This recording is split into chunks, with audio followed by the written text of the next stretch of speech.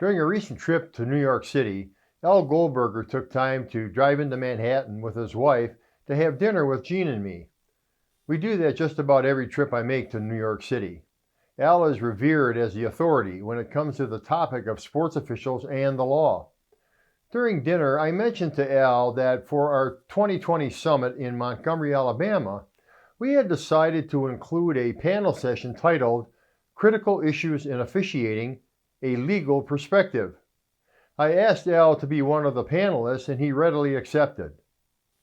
After dinner, as we walked down Lexington Avenue back to our hotel, I asked Al if he would pull together a bullet point list of what he thought the critical issues were and then send that to me. Within a few days, his summary arrived. As I read through it, my mind harkened back to the publisher's memo presented in this space 1 month ago. Hence, part 2 of that previous memo is what we have now. I think Al's points encapsulate the very environment I wrote about last month.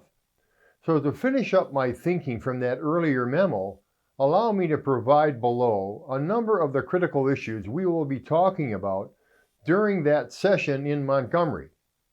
Here are some of the reasons why it used to be easier. First, more stringent definition of officials' contractual obligations.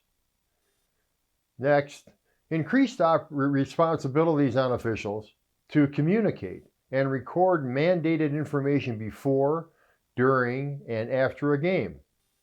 And then we have the requirement that impartiality be adhered to on a 24/7, 365 basis in all communications, while assiduously avoiding unnecessary communications. And then we have the escalation of high-risk game events such as trash talking, taunting, baiting, hate speech, fighting, concussions, that require ever-increasing interventions by officials. Of course, we have compliance with statutory requirements for potential brain injury events. And then there's believing officiating liability will be avoided through the use of a personal LLC, but then not realizing many insurance coverages do not apply to such LLCs. Or how about the ongoing uneasiness in some quarters about legal liability and safety issues that reside in our very approach to game management? Stand back, just take numbers, or step in, get your hands dirty. And then we have the seeming normalization of physical violence and verbal harassment of officials. Next comes the enactment of statutes such as California's AB 5 that bring into question the very definition of amateur sports officiating in a gig economy. And let's not forget about officiating associations and the debate about independent contractor status, as that continues to affect their structure, their operations, and their exposures.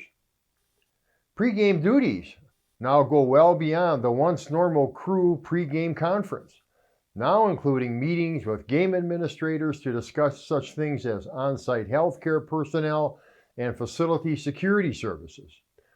The list could go on, but my space is limited. You get the drift. That drift is driven by an undertow created by the waves of the broader culture, waves that now crash down upon our shores with increasing regularity. Maybe this is our global warming, in quotes. Yet such warmer weather has been coming our way for decades, hasn't it? No sweat. We can handle it as long as we know we have to handle it all. Thank you.